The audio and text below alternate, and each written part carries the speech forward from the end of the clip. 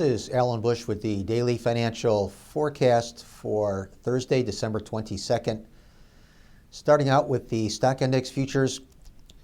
Looks like this market held up pretty well when the GDP came out this morning, coming in up 3.5% against the estimate of up 3.3%. However, a bit more recently, some profit taking coming in. So it looks like we're starting to build some type of consolidation trade between now and the end of the year. But I think into the new year, we'll probably see the bull market resume. Still thinking that the long-term trend is higher for stock index futures, which should continue well into 2017. Moving over to the currencies, a similar story. We did have the dollar index a little bit better in the overnight trade, some long liquidation more recently. So I do think we're building some type of consolidation pattern. Ultimately, we will break out again to the upside as the Fed remains the most hawkish of all of the major central banks, likely to raise interest rates 1 to 2 times next year, although the Fed indicating that they believe that they could raise rates 3 times. Our work says 1, possibly 2. In any event, a hawkish Fed should continue to support the dollar index well into next year. Over in the interest rate futures markets, we did see a tendency for the 30-year bonds to underperform the news, and that was again the case today. Some pressure earlier.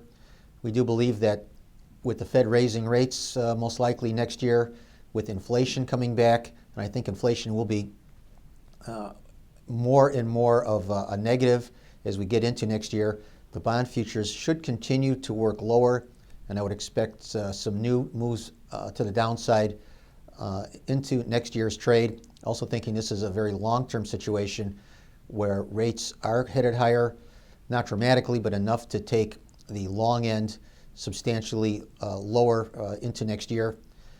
Also, the precious metals have not performed that well as traders turning quite a bit bearish on the gold and silver due to the rising dollar and prospects of higher interest rates. However, I think what traders are not looking at and not focusing on is the inflation that we are going to see next year, and that includes commodity inflation and wage inflation, which I think is very much underrated and not talked about much.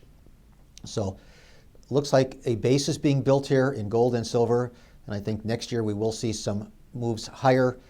A lot of downtrend lines that I think are accumulating buy stops above those lines. So look for some breakouts, probably not this year, but into next year in both gold and silver to the upside. So good trading, everyone. And once again, remember, these are my opinions alone and are not the opinions of ADMIS or Archer Daniels Midland.